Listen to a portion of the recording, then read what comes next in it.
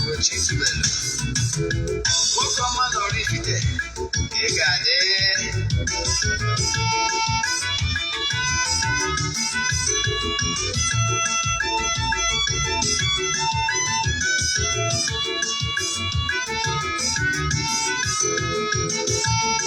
Ọdịnala bụ eziokwu.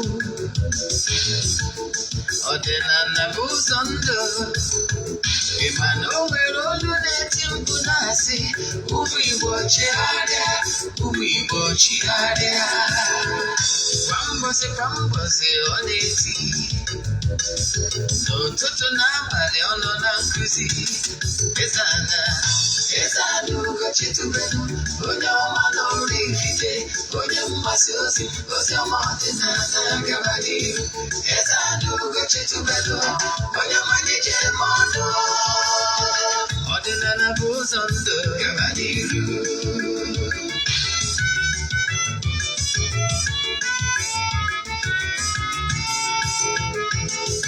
Eze-Ana Ugochi tubelu, onye ọma na oraifite, onye mgbasa ozi ọma ọdịnala gaba n'ihu.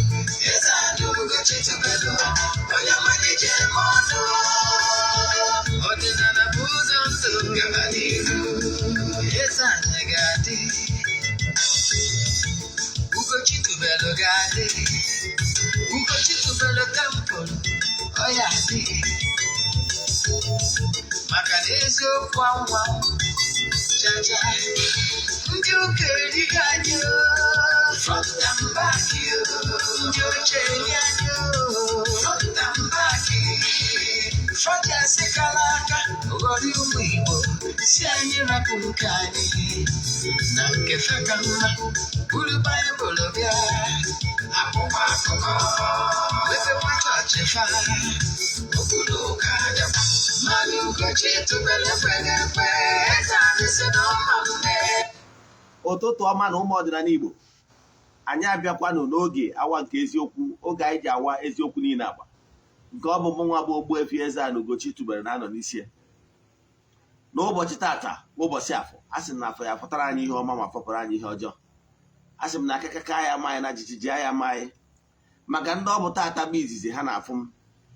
Afọ mbụ Ogbuefi Eze-Ana Ugochi tubelu na oraifite, afọ ndị wee chi ọzọ Eze-Ana. Abụ m onye isi nchụaja na Ugochi tubelu ọdịnala tempụl. Anyị na-agba afa miri emi, rụkwazi ọrụ mmụọ dị iche iche. Abụkwazi m onye isi nchụaja na ọdịnala Restoration Prayer Ministry, bụrụkwazi onye mgbasa ozi ọdịnala Igbo. So you can call me an ordinary evangelist. I will answer. My mission is to help people live better life. N'ụbọchị taa, isiokwu anyị ji wee bịa bụ the importance of their spiritual forces. Importance of spiritual forces and benefits. Uru ọ bara na ị ga-echukwa ezumezu mmụọ niile gị na ha so. Uru ị ga-enweta na ya.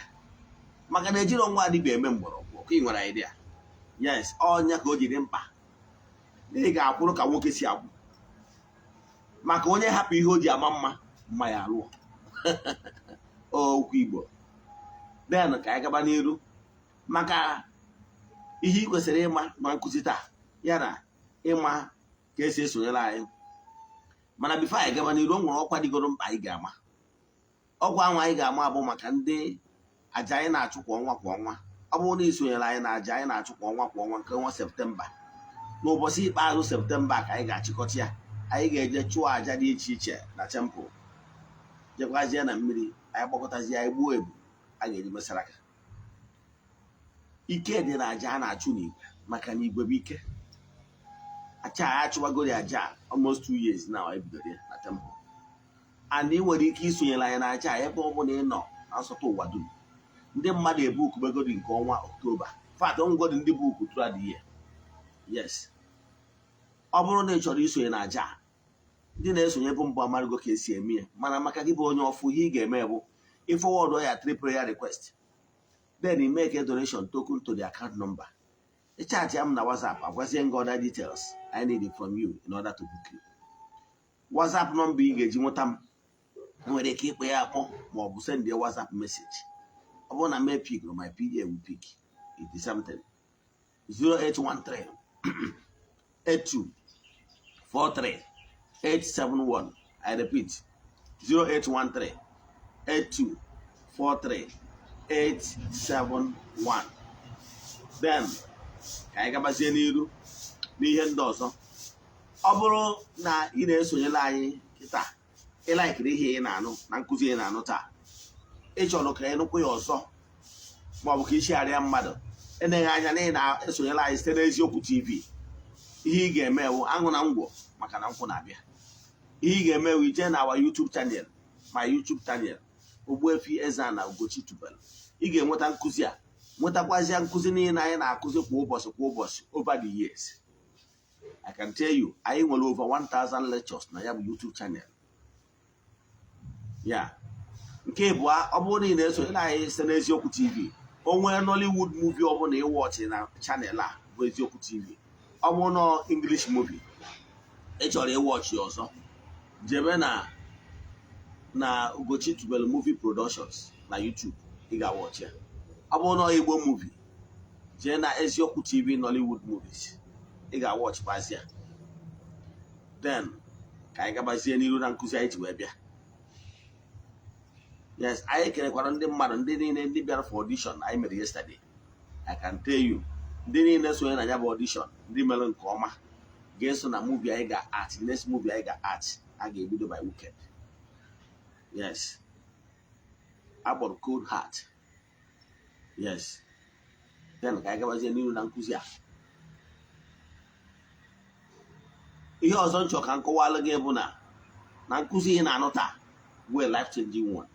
Ọ ga-enyere gị aka ịkwụrụ, kwụsie ike, ụkwụ elu oge ala. Ka anyị gaba n'iru.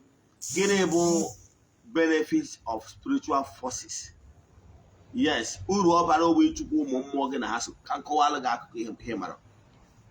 Nke bụ eziokwu bụ na every human spirit here on earth nwere mmụọ dị iche iche gị na ha so wee bịa ụwa. Nwekwuzie ụmụ mmụọ dị iche iche ndị na-ejere Chukwu na mmadụ ozi, ndị ị ga-emeti on the way n'ọnọdụ ịnọ n'ụwa. O nwere ndị anjelu nke Chukwu ndị na-agagharị na-eme mma, ndị ị ga-emetikwa n'ụzọ. Ịghọtara ya? O nwere ndị anjelu nke Chukwu na-agagharị na-eme mma, ndị ị ga-emeti n'ụzọ on the course of doing this your work. Yes, so ndị anjelu ndị a na-agagharị na-eme mma ka m na-ekwu maka ha. So ị kwesịrị ka gị na ha dị n'udo. Ka ha wee na-enyere gị aka. Ndị anjelu nke Chukwu a bụ ya spiritual forces. Ị na-ebi ha na ndụ dị mma, you always come across them. Ndị anjelu nke Chukwu a na-agagharị na-eme mma ka m na-ekwu maka ha bụ ndị akpọrọ chi onye ụwa gị dị involve. Ndị ichie ebe nne gị na ndị ichie ebe nna gị dị involve.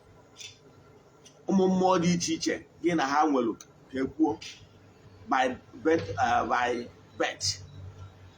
Mmụọ ezumezu mmụọ niile gị na ha so. Ị kwesịrị ịchụkwa ha maka na ọha nwawu ya backbone. Ofu onye a na-aza anadị n'obodo anadị obodo a. Yes, ị ga-emekwa ụmụ mmụọ ndị a maka na ọha nwawu ya backbone. Ọha na-anụrụ ụgọ. Ihe anọgịta gị ọchụkwụrụ sọsọ gị. Ihe na-achịkọwalụ gị bụ na ọ bụrụ na ị bụ ezigbo onye chọrọ ịdị successful, ị ga na-emedo ụmụ mmụọ gị na ha so because na ọha abụ ya pakas. Ọha ga-anụrụ gị ọgụ na mmụọ. Maka na ọ bụrụ na ị nọrọ sọsọ gị, a na-emeghị asị ofu nwa, a na-emeghị ka onye nọ sọsọ ya. O kwesịrị na ị ga na-echukwa ụmụ mmụọ gị na ha so. Nke mbụgoro bụ na for your earth existence, Chukwu okike mere ka ọ dị possible na ụmụ mmụọ ndị a bụ ndị ga-enyere gị aka ka ị wee dị successful maka ihe ị ga-recognize those forces and ị recognize those forces for your good. Mana ọ bụrụ na ị ignore those forces, believe in me, you will suffer. Let me give you an example. Ọ maka na ndị mmadụ anaghị echukwa those forces ya nwa ka iji atụ ụjọ na mmadụ nwere ike ime nke a ma o mee nke ọzọ. Ejiri nwa adịba eme mgbọrọ ka mmadụ ga-atụ nwaanyị o ji dị mkpa na ị ga-echekwa ha. Ụmụ ya spiritual forces ya bụ ndị ga na-anụrụ ụwa ọgụ zoro ezo na ọgụ pụtara ihe. Ha ga-anụrụ ụwa ọgụ zoro ezo na ọrụ ụwa ọgụ pụtara ihe. Ka mmadụ ga-atụ, ị nwere ike ị bụrụ onye na-eneghara ụfọdụ ihe anya. Ị na-echukwa mmụọ niile gị na ha so. Onye abatara ị ga-eji na-atụ ụjọ ijebe nna gị, ị na-atụ ụjọ na aga asara gị ọgwụ, ị na-atụ ụjọ na mmadụ ga-egbu gị. Dibịa na-agwa oturu ike ọdịnelu, onye anwa na-eje ka o jee chere gị ajọ echiche ma ọ gwọrọ gị ajọ ọgwụ. Kedu ihe o mere? Ihe o mere ọbụla na ọkọzọtụrụ negative beings. Because echiche ịkọwa ya ọfụma na ọ bụrụ na ị ghọtara how things work, ị ga na-ehe ifuru, ị ga na-asọ isi maka na ị ghọtara how things work. Now, onye anwa jee gwọrọ gị ọgwụ ka o megide gị, ihe o mere ihe a bụ na ọkọzọtụrụ negative beings, negative forces. Ka anyị uzuo n'olu be anyị ndị ajọ mmụọ, kwe ha nkwa ma ọ bụ chụpụrụ ha àjà ihe mme, wee gwa ha ka ha jee hypnotize ya gị, ka ha jee ha mụọ gị. Now, mana maka ihi na sọsọ gị ekwu, o nwere spiritual forces gị na ya kwu. And I can tell you, o nwere usoro esi eme ihe. Problem ndị mmadụ na-eme enwe na o nwere ike mmadụ, as long as you know this gross material world, everybody will not like you. Also, gwa gị wuru igburu onwe gị. In fact, Jesus ndị ụka ọbịa, according to that story anyị nwetara na Bible, o mere ntame imo nye ndị mmadụ nni, mana ọ gwa disem ndị ahụ ofe idiri. A gwara ya na ha dị 5,000 men, excluding women and children. The same people sikwa crucify him. The same people aka asịrị Herod jiri kụrụ onye mma hapụrụ ụnụ between onye agba eze ụnụ ya na onye ekperima Barnabas. Ha asịsị hapụ Barnabas. Ana m achọ ịkụwarụ gị ọsọ nwere onye bụ onye igburu onwe gị. The same people anwa inyere aka will still betray you. It's normal on earth because everybody will not like you. Ịghọtara ya? Now, mana ihe na-achọ ịkụwarụ gị bụ etu ị kwesịrị isi wee kwụrụ. Ọtụtụ n'ime ụnụ, yes, gị nwa onye eriri eri, ọkụ kachasị n'ebe ndị ụka ọbịa nọ, maka na ha tụrụ onwe ha n'ụjọ. Ị bụrụ na igbo onye ọdịnala mana ị ka na-atụ ụjọ, ị conquer bụrụ fear, the man is just serious. Because fear bụ ihe izi ị ga-ebu ụzọ conquer. Mana ndị ụka ọbịa na-atụ na adị akọnka fear. Ị ghọtara ya? Because na ha ejiro the right format. Enwere the right format. Ka ngwa the right format bụ nkụ dị na mba, nkụ abatara n'ubi ka eji esiri ubi nri. Mmadụ the negative force, negative vibrations, negative power, wee na-pursue gị, na-achọ ka ohi ndị ya progress, na-achọ ka ugbo oke nwụrụ. Ị nọ na-ekere mmarịa, nwanne ị ga-anọ n'ikpe ekere mmarịa, ndị ọzọ ejupụta na Christian. I can tell you. You know why? Ka mmadụ ga-atụ. Yes, ihe nji ala ike ịma atụ mụ na ichefuo ihe nkwurịta atụ mmadụ. O nwerugo on the earth. Ndị Israel ahụ ị na-akpọ, onye ahụ ị na-akpọ si n'ọnwụ ndị ya agọzi gị. Ndị senti ahụ ị na-akpọ bụ ndị Israel. O nwerugo mgbe ndị Palestinian mere ndị Israel attack. With war, mee ha attack with weapon. Ndị Israel fold aka na-akpọ Chukwu okike. Ma ọ na-akpọ Jizọs ka ọ banyere ha aka. O menugo. Ọ bụrụ na ị attack ya ndị Israel with war arms, war machine, believe in me, under few hours they will respond back to you with fire arms stronger than your own. Fire for fire. Fire for fire. Now you are in this gross material and ndị mmadụ na-use negative force dị n'ụwa wee na-ebugha agha. Instead of gị nwa na onwe gị respond back using positive force dịkwa n'ụwa wee ataki ha ije na-akpọ ndị anjelu nke Chukwu nọ n'eluigwe ka ha bịa n'ọrụ ọgụ a na-anụ n'ụwa bụ warfare, earthly warfare. Uche ọ dịzikwa ya? Ndị Igbo teta nọ n'ụla ịma na ije mee ndị Rome ataki that is okay. Italians they mee the Italians, yes, may ha attack today with warfare, they will respond with warfare. Now mmadụ bịara ịnọ na be nna gị, mmadụ bịa na-eyi gị egwu na-emechacha gị now n'ụwa ka ị nọ, mmadụ wee bịa sị gị na ya ga-eme gị, na ya ga-eme gị taa kpuchi ọnụ, na ya nyarịghị isi ihe ọ ga-eme gị. I wee nọ n'ebe a wee na-akpọku Jizọs ndị ụka ọbịa ka ọ bịa zọpụta gị n'ụwa nke a ịnọ na ya. Ị ga-erespọndụ. Ọ bụrụ na onye anwa sị gị na ya ga-emechacha gị ihe, ịgbara nkịtị, ihe ọ ga-eji wee na-eme gị ihe a bụ ike mmụọ nọ n'ụwa ka ọ ga-eji mee gị ya wụ negative vibrations. So ị kwesịrị irespọndụ with positive vibrations nọkwa n'ụwa. Enwere ndị anjelu nke Chukwu ndị na-agagharị na-eme mma. Enwere ndị anjelu nke Chukwu na-agagharị na-eme mma, ndị na-ejere Chukwu na mmadụ ozi n'ụwa anyị nọ na ya. Yes. Wee gwa gị na earthly governance bụ prototype of what is happening in the spiritual realm.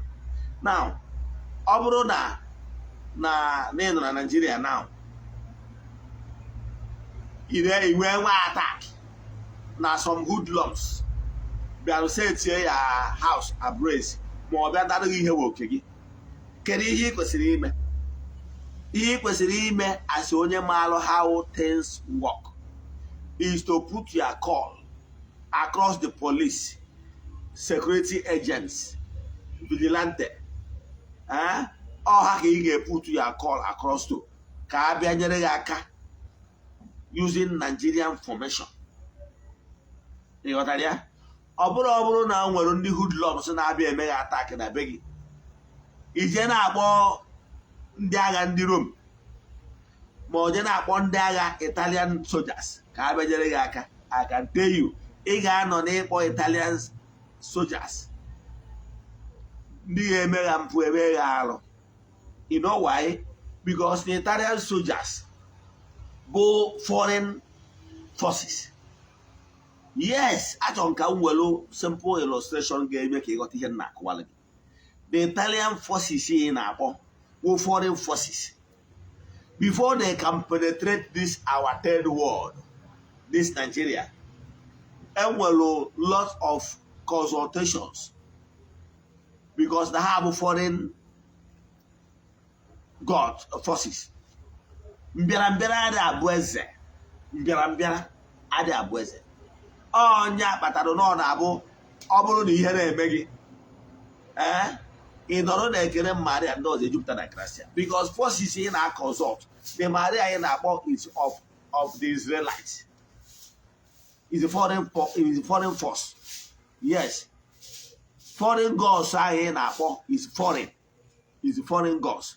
The process of how ịbịa n'ala Igbo a bịa rescue gị will be too long. Na ị ga-anọ na-akpọ ha ihe emebi ya. Ọ bụrụ na ndị mmadụ, ndị Igbo na-atụ ilu si na onye ndị ilo gbara okirikiri na-eche ndụ ya nche mgbe dum. So ọ bụrụ na ndị ilo gbara gburugburu, ị ga na-eche ndụ nche mgbe dum using natural forces dị na be anyị. Mana ndị mmadụ na-ebughị ara na-anarịghị oke gị, ị nọ na-ekere Maria, ị ga-ana ebe ahụ ndị ọzọ ejupụta na Kraịst ka na-akpọ. Maka na force ị na-akpọ, foreign god ị na-akpọ, Jizọs ị na-akpọ wụ a foreign force.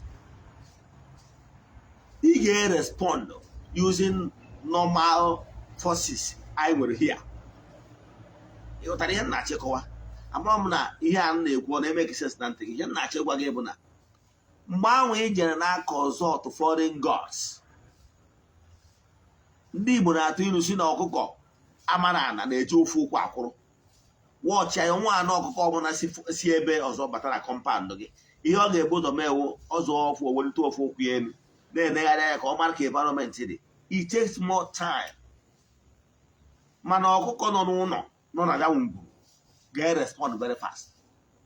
Ihe nna-achọ ịkọwara gị bụ nọọ maka na ị nọ n'ijupụtara gracia abịa na-awụsara gị enye ule ndị mmadụ na-anara gị oke gị, mmadụ jee na be dibịa ma ọ jee hipotanize ya gị, mmadụ jee na be dibịa jee hipotanize ya gị, mmadụ jee meelu ya ihe ọjọọ maka na ị dịghị respond. Onye anwa jerenu je gwọ ọrụ gị ọgwụ, ihe o mere ụwa aja ka ọ chụrụ kwụọ ụgwọ a propel or that cast spell ahụ cast on you, use your negative force wee propel ya. Achọrọ nke ịghọta how things work. Ihe o mere ụbụrụ cast spell, propel or that spell ahụ cast on you using negative force. So you respond using the same formation. Mana ihe ya emezi bụ ị ga-respond using positive vibration. Ọ ga-enwe ụmụ mmụọ ndị na-agagharị na-eme mma, ndị bụ ndị enyi gị, ndị ị gara achụrụ aja. Ọ ha ga-asị no, mgbe ọ bụla onye ahụ throw that garbage in the form of spell ọ kasịrị, o sendere ọgwụ. Ụmụ mmụọ ndị ahụ ị na-emere ihe ha ga-agba blọk ọsị no na onye abụ onye nke anyị na-eji ọnwa adịba eme mgbọrọ. Ọ ha ga-ebuchigharị ya onye ahụ back to sender. Ịghọtara ya? Ịma na ndị ụka na-atụ onwe ha n'egwu.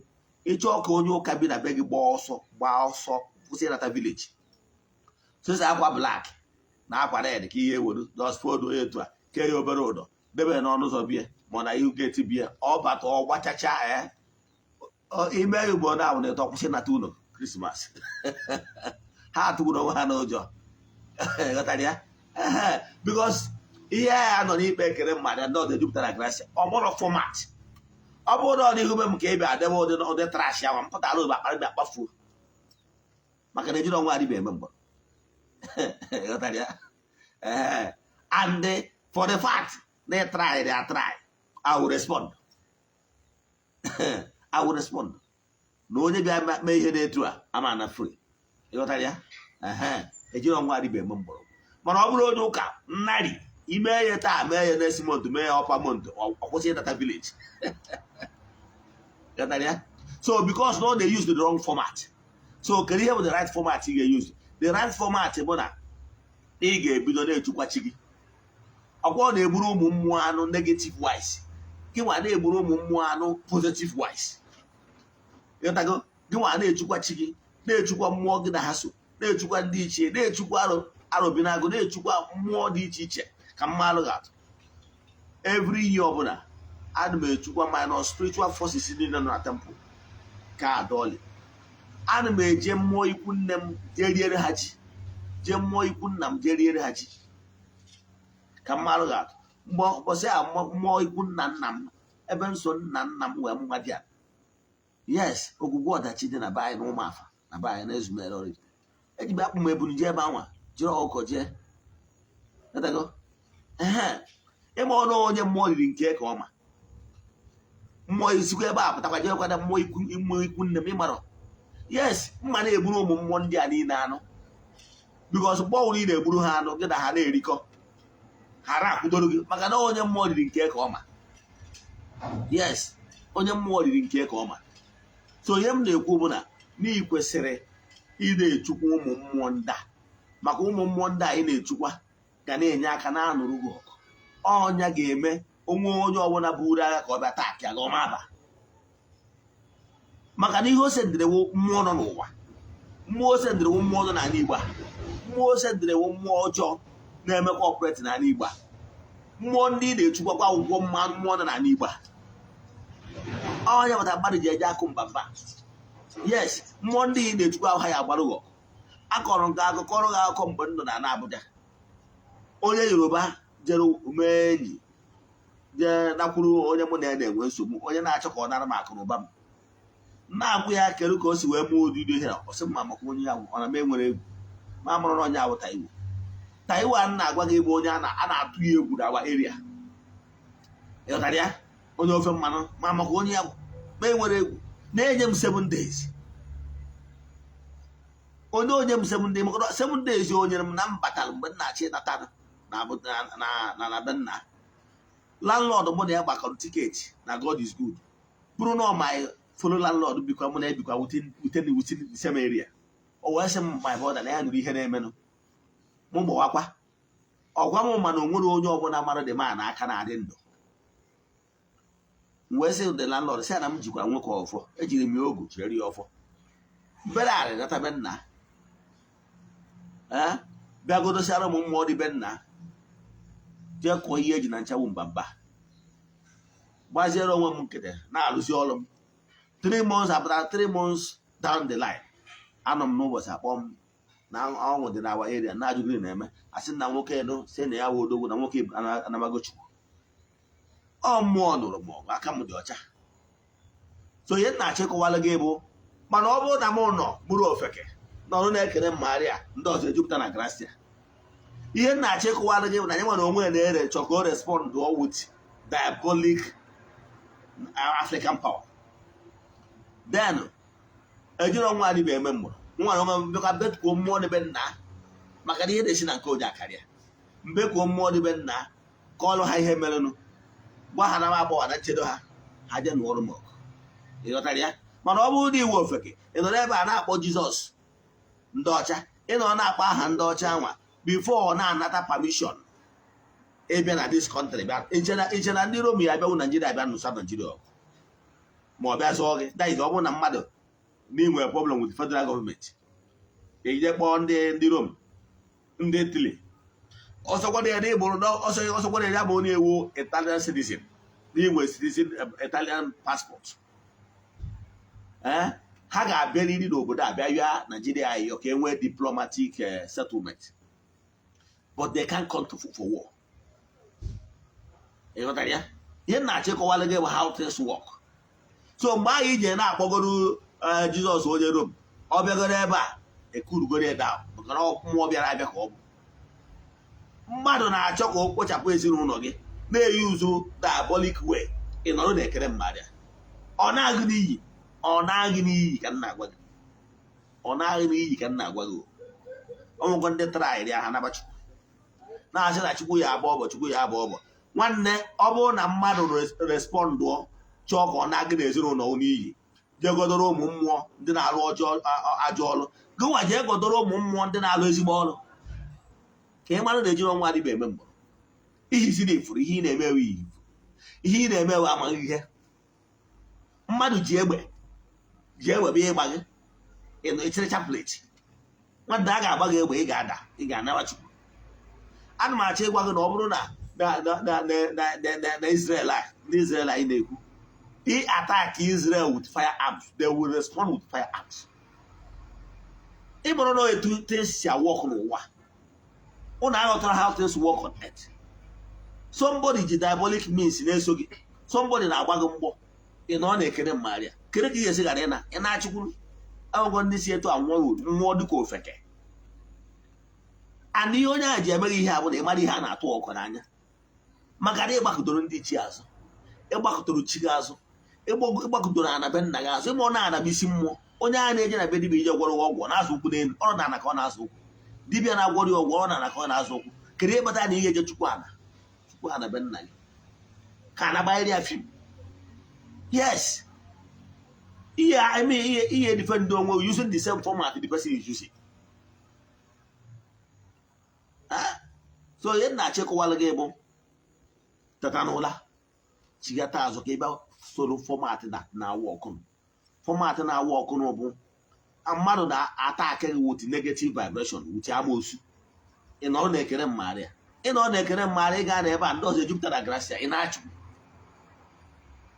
Ọ bụrụ na o ji mmụọ Afrịka na-ebuso agha takwurokwa ya bak with mmụọ Afrịka o ji ajọ mmụọ gị wee jide ezigbo mmụọ maka na mmụọ ma ibie mana ịgba nkịtị na-agbọ Jizọs ị na ọgwụgwọ ndị na like that asị na eluigwe bụ ụgwọ ngwa chebezie mgbe eluigwe ya akwụ ụgwọ iruo na ana mmụọ asị na igwe idiot iruo na ana mmụọ ya asịrị mara ihe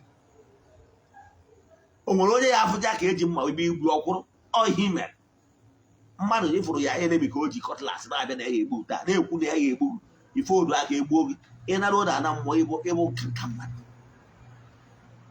imere ihe bakara imere ihe ị kwesịrị ime ịbụ onye amachara ihe. So gịnị ka ị kwesịrị ime ị na-atụ ụjọ ụfọdụ n'ime ụlọ a na-anatazi vileji gị nwa na-ene m anya when was the last time na ta vileji je soro ụmụnna gị we na-atụ ha ụjọ. Kedu the last time iso ụmụnna gị jee village je taa ọjị? Nwanne m nwa Ogbuefi ana m eso ebe a jeso ha taa ọjị taa ngara nwere ịghọtara ya maka na onye kwa m mkpa gwara ya maka na onye a na-egburu mmụọ anụ mụnwa na-egburu mmụọ anụ mana gị nwa ofeke onye eriri eri ọ na-egburu mmụọ anụ mmụọ ọjọọ anụ gị nwa na onwe gị na-asị oto dịrị Jesu na-akpọkụ onye mba onwe ọgwụ mmụọ na ebe anyị na-egbusara ihe mbe ọnya problem ị nwere. Nwanne bido tata chụba aja na-eji ọnwa adịba eme mgbọrọ ị na-achụ aja ọ na-achụ aja ọjọọ chụwa nke ọma ụbọchị nta atụ na owere nchi ifuru ihe emeri ya yes otu ihe emeri ya ihe kpatara eji ihe ehi ifuru mụ na ịchụkwọrọ chi gị ịchụkwọrọ ndị ichie ịchụkwọrọ ana ịchụkwọrọ ezumezu gị ịchụkwọrọ arụsị be nne gị na arụsị be nna gị ịchụkwọrọ ụmụ mmụọ ndị ga-akwụdoro gị onwere okwu mmụọ ịkụrụ mba mba ịnọ ka nkịtị na ịnọ ka nwa enwe nne na mmụọ agba ahụ ka kpara kwukwu nke ya ijewe chukwu ị na-agba ọsọ ọtụtụ n'ime ụlọ kele o nwere ndị ego ya gị nwa na Abuja ke mgbe ị na-ala village last ị na-atụ ụjọ kwa eziokwu yes gị nwa nọ Port Harcourt ke mgbe ị na village last gị nwa yes gị nwa nọ Lagos ọkwa Lagos ka ị chọrọ ya na wee ke nwa gị ịma ọ na-eriri ya eri ị na-agba ọsọ ndị village my friend na village ya eme the needful ka m kwụsị ebe a inwe ajụjụ na nkụzi a ma ọ bụrụ ịchọ ka agbaala gị afa send alụ meseji na WhatsApp 0813 8243 871. I repeat 0813 8243 871. N'aha Chukwu Okike nke pụrụ ime ihe niile ekwuo m okwu ngosi n'isi difference of the temple isi children of the temple ya na isi ndị enyi anyị ndị na-esonyere anyị na-aja anyị na-achụ kwa ọnwa ọ kachasị na nke ọnwa Septemba a sị na ọmaka ya emere unu a sị m onye isi unu na-awa aja ya were nke chụọ ejiri ọnwa adịbịa eme mgbọrọ asị m ife ọma dị n'elu ya daa nna na ọdịnanya pụrụ unu ome ụwa were anya ha wefu asị m na aka ya amakwa ụnụ na jijiji anya ama ụnụ n'aha Chukwu Okike nke pụrụ ime ihe niile asị m ọmaka mere ọnụ n'ụbọchị tawa fụpụtara ụnụ ihe ọma n'aha Chukwu Okike nke pụrụ ime ihe niile onye ike niile si na-aga ya gazie ka ọ dịkwa echi niile n'oge awa nke eziokwu daalụ ndị enyi m ndị m metara ezi enyi m metara onwe m anyị chọọ isendịrị Ogbuefi Eze-Ana Ugochi tubelu message WhatsApp message directly to my WhatsApp message only. You will like send na my second number was 0805 78 37 672. I repeat 0805 78 37 672. Yagazin no for